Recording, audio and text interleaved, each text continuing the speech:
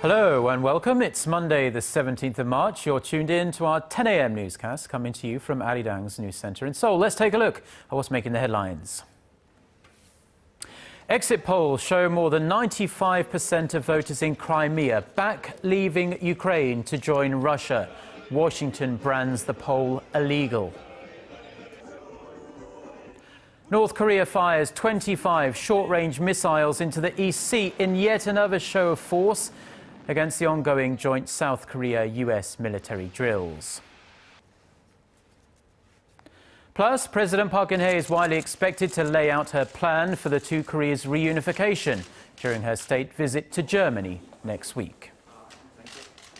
Our top story this morning, voting is closed in Crimea at the end of a disputed referendum on the territory splitting away from Ukraine. With roughly three-quarters of the vote counted, officials say more than 95% of voters elected to join the Russian Federation.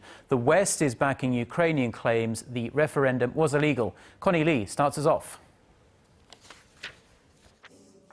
The votes are in, and the polls are now closed. Voters in Crimea spoke with almost one voice on Sunday, with the overwhelming majority voting to leave Ukraine and join Russia. Around three-quarters of the ballots have been counted, and officials say that some 95.5% approve of splitting away from Ukraine. As the votes were counted, supporters celebrated with Russian flags and fireworks. Fantastic. Of course, I support it. It's the correct decision. And here we also want to hold a referendum and become a part of Russia because people already are fed up. Opponents of the union and those loyal to Ukraine boycotted the referendum and denounced the vote as a power play by Russia. This Crimean referendum cannot be true. It should be a referendum for all Ukrainians. It's not a referendum. It's a theatrical performance for Russian people where Russia is legalizing the takeover of these territories. The referendum offered voters the choice of joining Russia or remaining in Ukraine with greater autonomy. The White House says it will not accept the referendum, which was illegal, and called on Russia to support an international monitoring mission in eastern Ukraine. The European Union also said the vote will not be recognized. EU foreign ministers are expected to meet on Monday to consider imposing sanctions on Russian officials. The referendum came just 2 weeks after Russian troops seized control of the Crimea Peninsula. Connie Lee, ARIRANG News. And another story we're following this morning is yet another provocation from North Korea. South Korea's Joint Chiefs of Staff say North Korea fired a total of 25 short-range rockets into the East Sea on Sunday. The rockets, believed to have a range of 70 kilometers, were launched between 6:20 p.m. and 9:32 p.m. Korea time from nearby the North's Wonsan along the east coast. Officials in Seoul believe the rockets used were Soviet-made surface-to-surface frogs, which lack precision but are very, very powerful. The South Korean military has strengthened its surveillance and is urging the North to stop heightening tensions.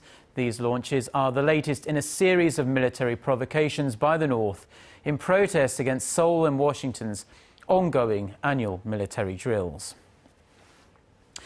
Now, despite many bumps and standstills along the way, the Inter-Korean Joint Industrial Complex in Kaesong is operating at about 95% capacity. But trouble could be brewing as North Korea is demanding a 10% raise for its workers at the complex. The South Kaesong Industrial District Management Committee says Pyongyang wants a 5% hike in pay for March, followed by another 5% raise in August. The two sides originally agreed to limit annual increases in pay to a maximum of 5%. The Management Committee says it will discuss the matter with South Korean companies in Kaesong on Wednesday. A new political party is in the process of being born here in Korea. The main opposition Democratic Party and independent lawmaker Ahn Cheol-soo's political group held a ceremony in Seoul on Sunday to forge consensus over guidelines, platforms and key rules for the new party, which is slated to launch next week. Our National Assembly correspondent Ji Myung-kil reports. Democratic Party leader Kim Han-gil and independent lawmaker Ahn Cheol-soo of the New Political Vision Party had given their coalition a name. Both say the 새정치민주연합 Party will match their shared vision to shake up Korean politics and improve the livelihoods of the people. The name was adopted at an inaugural ceremony at the Sejong Center in Central Seoul on Sunday, where the two lawmakers outlined their visions for the new opposition party in front of some 400 supporters. The 새정치민주연합 Party's co-leaders promised the new party represents a new era in politics.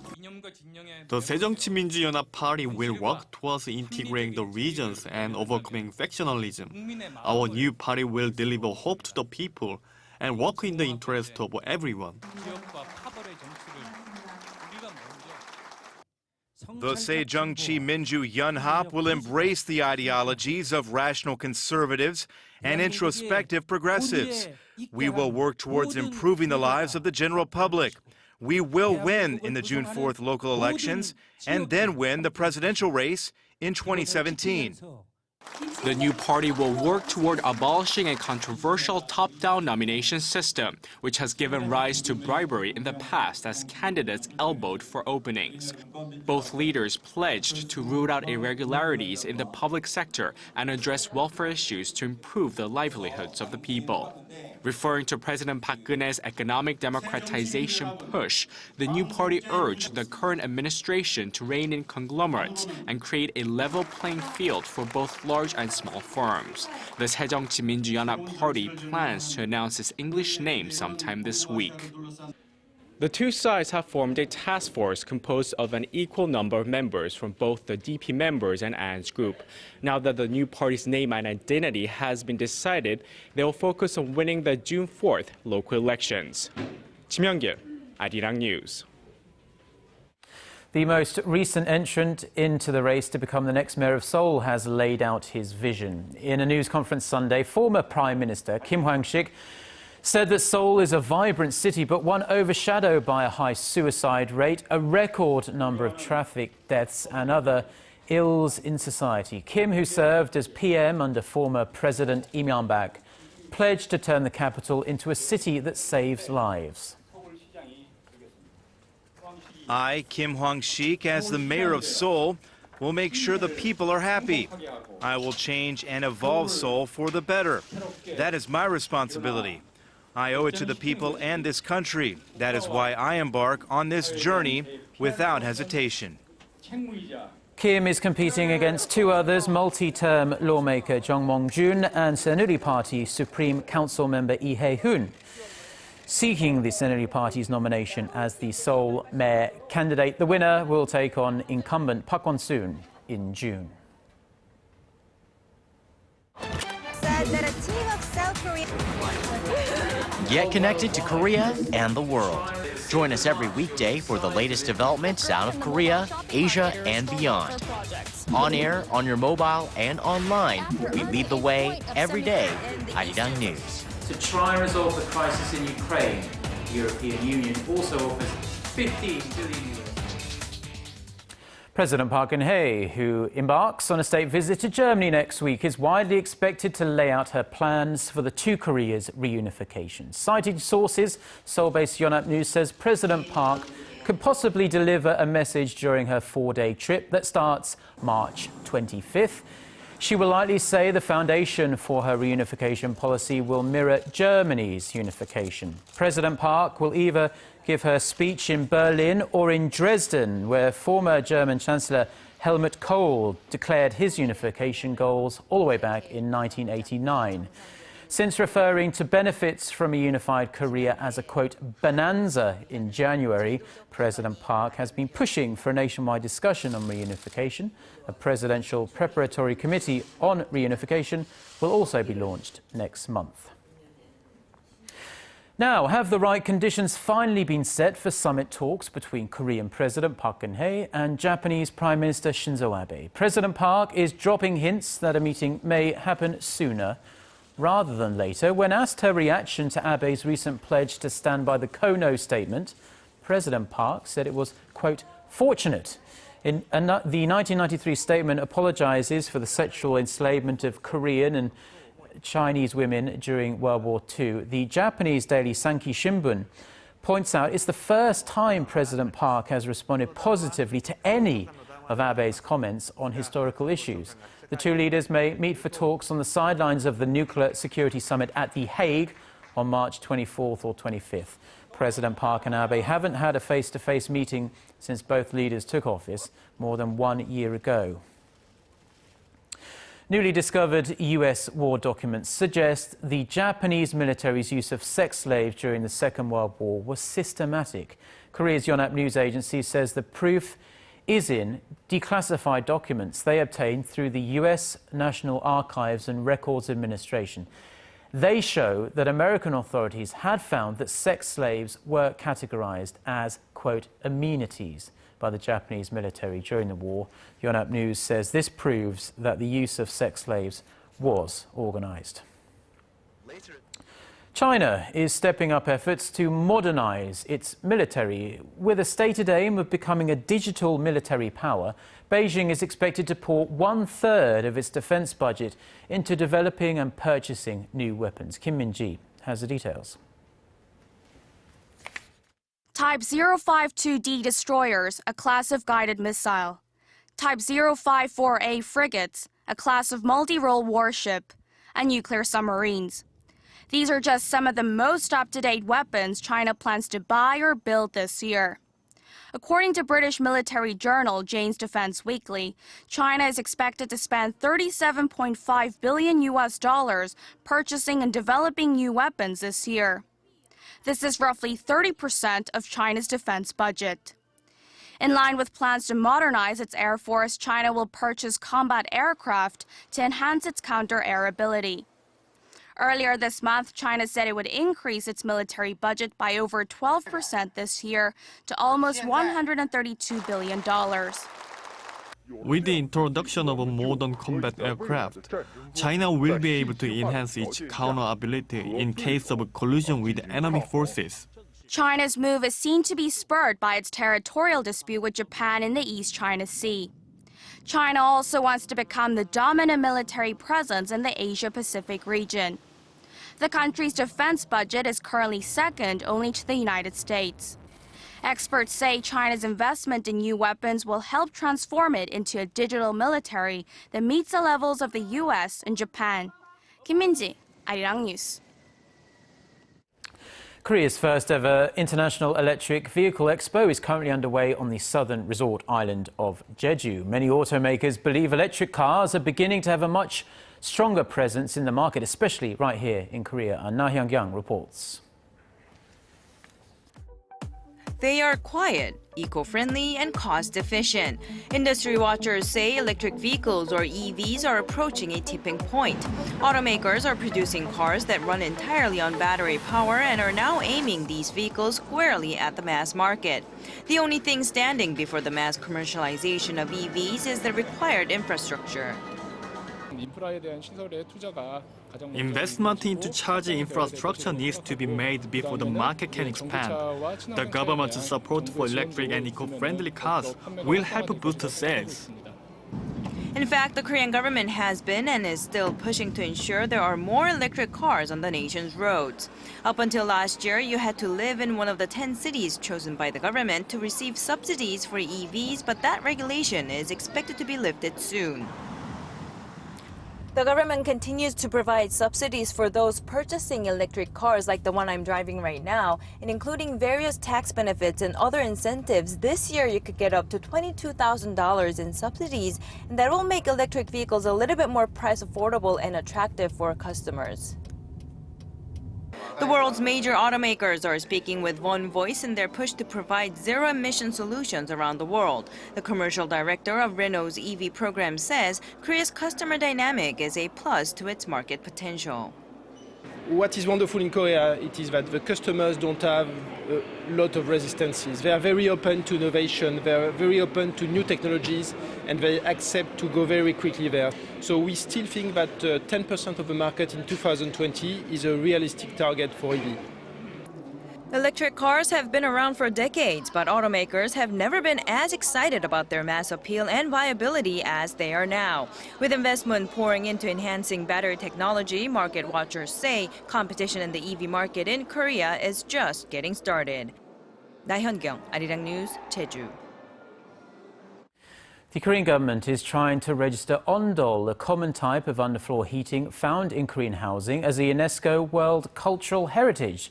The Land Ministry said Sunday that the government has formed a research group to make headway into the commercial application of ondol around the world.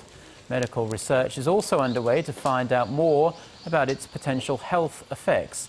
Ondol was originally used by burning wood, but modern homes are now built with heating pipes embedded under the floor.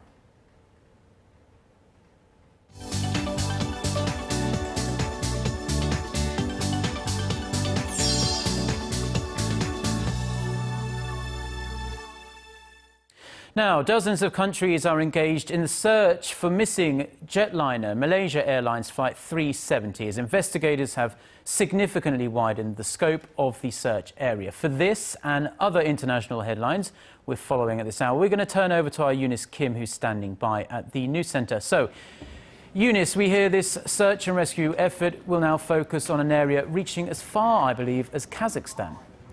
Hello, Mark. That's right. A significant pivot in the search for that missing jetliner over the weekend, as Malaysian authorities now say that evidence points to someone deliberately diverting the plane that fateful Saturday morning, shutting off a communication system and the transponder before flying it for another 6 hours or so.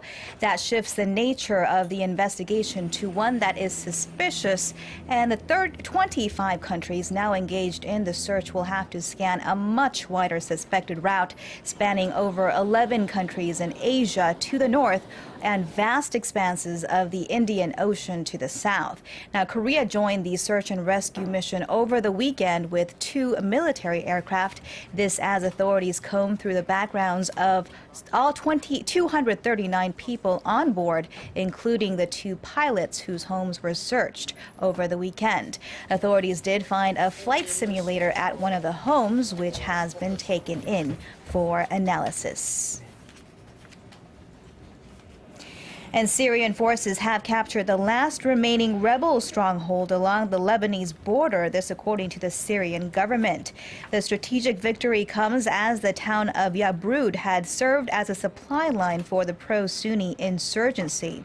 Reuters reports militants from the al-Qaeda-linked Nusra Front had fought a fierce battle as some 1,400 rebels from the Free Syrian Army and other factions had fled the region over the past 2 days. Its resident population of 40,000 had earlier fled, many to Lebanon. And more than 100 people have been killed in Nigeria after Fulani Muslim herders razed 3 Christian villages over the weekend. Nigeria's Middle Belt has seen years of competition for land and water between Christian farmers and Fulani Muslim herders.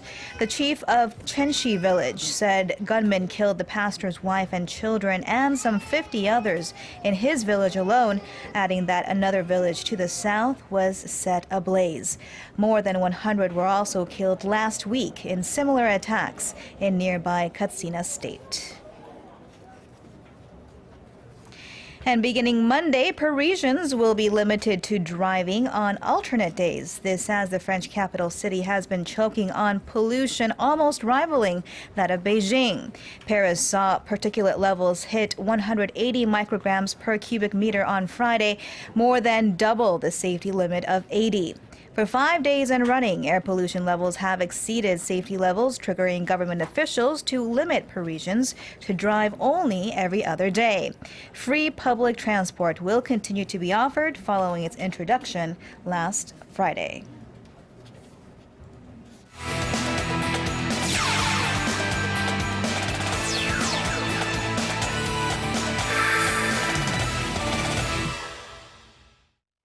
And a good Monday morning to you all as we kick things off with the 85th Seoul International Marathon, which took place on Sunday. Of course, with participants running the 42.195 kilometers from Seoul's Gwanghwamun Square to Jamsil Sports Complex. It was Ethiopia's Jakob Jarso Kintra who won the men's race with a final time of 2 hours, 6 minutes and 17 seconds.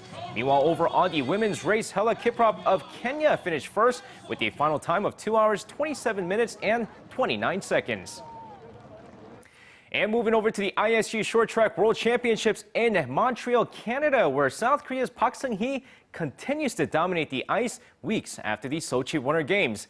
After winning 2 gold medals and a bronze during Sochi was the 500-meter women's event, where she came in with a final time of 42.792 seconds to finish first for a gold medal, beating out Elise Christie of Great Britain, who previously caused her to finish with a bronze medal back in Sochi. And over to baseball, where Yoon Sung-min made his spring training debut on Sunday against the New York Yankees. And not a bad start, as he came in relief and gave up just 1 hit, while retiring the next 3 batters in a scoreless relief in his Orioles debut. Well, now moving on, the new season of Formula One racing took place over the weekend, and the final results looked nothing like what we saw in the 2013 season. With Sebastian Vettel looking to win his 5th straight title this season, the Red Bull driver retires late in the race. But it was Nico Rosberg of Mercedes who came in first, winning his 4th race of his career, followed by Kevin Magnussen of McLaren and Jenson Button of McLaren as well. Meanwhile, not a good day for Red Bull Racing, as Daniel Ricciardo was disqualified for breaching fuel consumption rules, which the team plans to appeal. And with that, the 2014 Sochi Paralympics came to a close, with Russia claiming the most number of medals in total, with 30 gold medals, 28 silvers, and 22 bronze, for a total of 88 medals. Meanwhile, Korea failed to win a single medal in the event, but can all look forward to Pyeongchang 4 years later.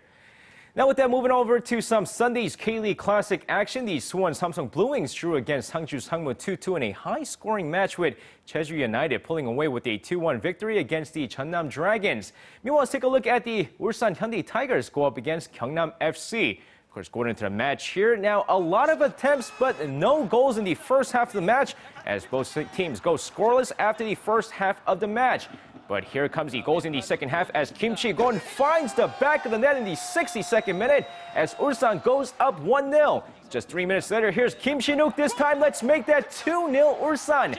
And the goals just keep coming, but in the 70th minute, Woo Ju-sung, wait, that's an own goal, 3-0 Ulsan, and that's your final score. And now over to Game 3 of the KBL's first-round playoff series between the KT Sonic Boom and Incheon Itilan Elephants. Now a rather low-scoring game from the start, as KT takes a 15-8 lead before going into halftime with a 36-22 lead.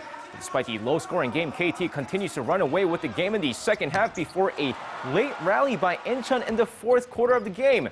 But thanks to Cho Sung-min's 19 points, KT hangs on to take a 2-1 lead with a 75-64 win. And finishing things off in the V-League, where Hyundai Hillstate beat the struggling Korea Expressway in straight sets 3-0. Meanwhile, with Korean Air Jumbos taking on Russian Cash Vespet, let's take a look at the highlights. Now, Korean Air Jumbos already clinching 3rd place in the regular season. They bring out their 2nd string, as Russian Cash takes advantage of it with a 25-18 first set win.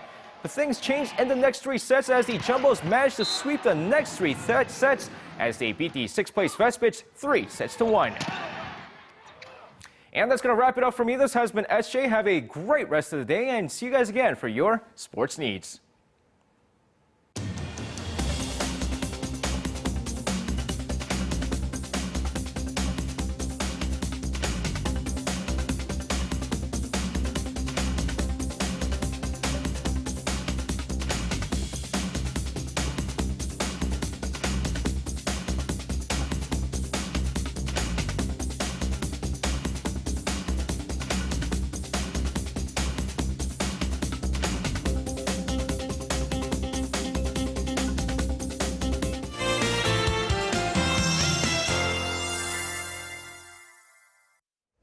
It was warm but hazy over the weekend due to the high level of fine dust particles. And this morning, some areas woke up to a thin layer of fog, which tells us that the air quality remains poor in most parts of the peninsula. But thankfully, relief is on the way to take off some of the dust in the air. We have nationwide rain in store from the late afternoon. Rain will start from the western parts of the country, then spread to other regions. So be sure to have have an umbrella with you today. But before it rains, we can expect to have mostly to partly cloudy skies with warm temperatures. Readings in most regions will hike up to near 20 degrees Celsius today, so it's going to be as warm as yesterday. So let's take a closer look at today's numbers. The morning lows in Seoul and Gwangju started out at 7, but afternoon highs will rise to 18 and 20 respectively, while Daegu tops out at 21 and Busan gets up to 17. Now for other regions, it looks like down on Jeju will climb up to 18, Daejeon will rise to 20, while the top temperature on Mount Kumgang will be at 5 this afternoon. Well, that's all for now, and hope you have a wonderful day.